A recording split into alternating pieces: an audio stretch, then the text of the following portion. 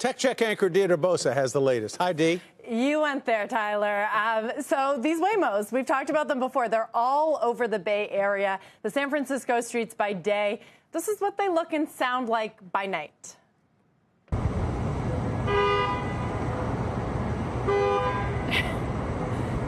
So these cars need to be parked somewhere at night, and this is where they go. And the honking is actually a feature that Waymo, which is owned by Alphabet, implemented so that they would be safer when someone backs up another car with a human driver. They would honk to let them know that they were there.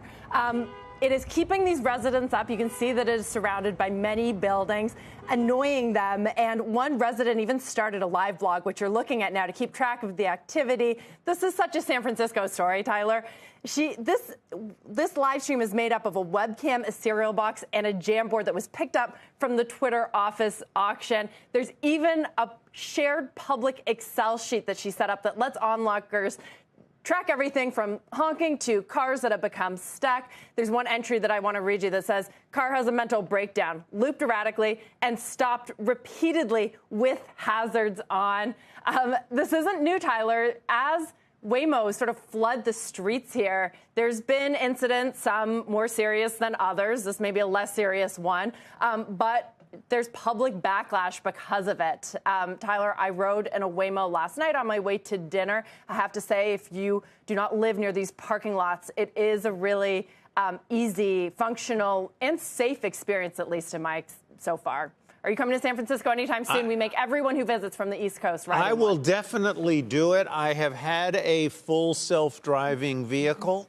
I've just discontinued that because I did not find it reliable enough in certain instances, and it scared the bejabbers out of my wife, Jo.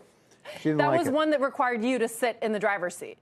I have to sit in the driver's seat. I have to keep my hands lightly on the wheel, my eyes focused on the road and not on the touch screen. So in these Waymos, Tyler, you can't touch the driver's seat or go anywhere near the wheel. You just have to sit there and put all of your trust into this robotaxi. Yeah, but I'll tell you, that first video you showed looked like chaos to me. I mean, it is chaos, actually, and it's funny how many people, Waymos now touches in this community. One of our hair and makeup artists here, she has a friend who lives in one of those buildings and is actually filing a complaint with the neighborhood agency, and people are really upset by this. Yeah, well, it kind of sounds like the Upper West Side of New York, actually, on a regular night. Anyhow, good point. Dee, thanks very much.